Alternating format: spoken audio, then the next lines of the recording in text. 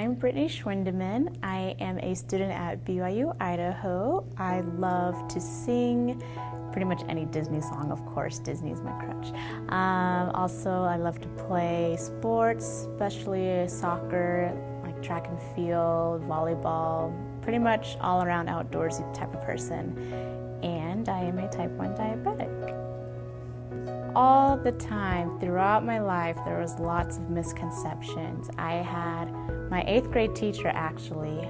She was a pretty heavy-set woman, and my friend and I were about to go out to have lunch, and she comes over and says, "So, I was just wondering, how do you keep your weight down and being a diabetic and stuff?" I'm like, just because I'm diabetic doesn't mean it's because I'm overweight or because I had too much sugar or anything. So I told her, diet and exercise, I guess. Like, what was I supposed to say? Diabetes is when your pancreas stops creating insulin.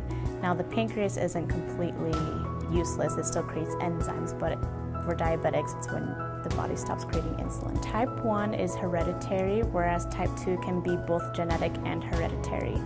And the other difference is they may be figuring out it could be an environmental issue for type 1 diabetics, meaning as I wasn't exactly born with it, but I was born with the type of DNA that could be altered into becoming a diabetic.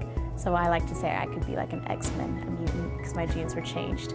Whereas type 2 diabetics, it's mostly based off of their diet and exercise, and if it does run in the family, then you are more prone to becoming diabetic if you don't watch what you eat and how much you exercise. Anytime I eat, I have to make sure how many carbs I'm consuming, and so then I'll have to take insulin for that.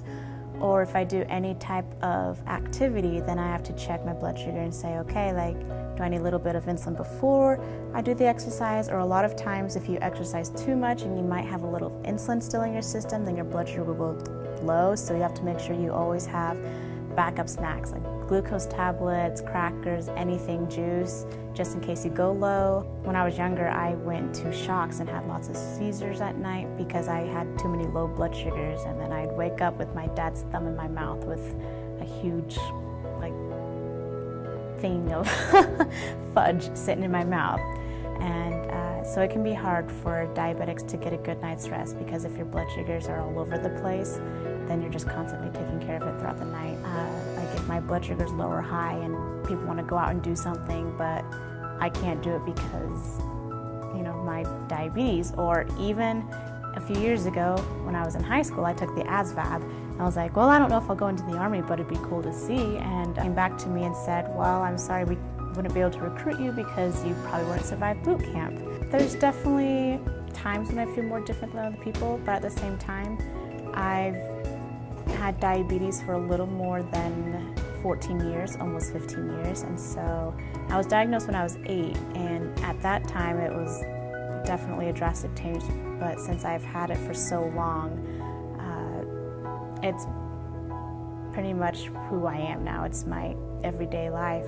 You don't go a day without thinking about it because you constantly have to check your blood sugar, constantly have to make sure that whatever you are doing, it doesn't affect your blood sugar to the point of in the danger zone, either high or low. So I'm definitely different, but I've learned to be normal while being different, if that makes sense.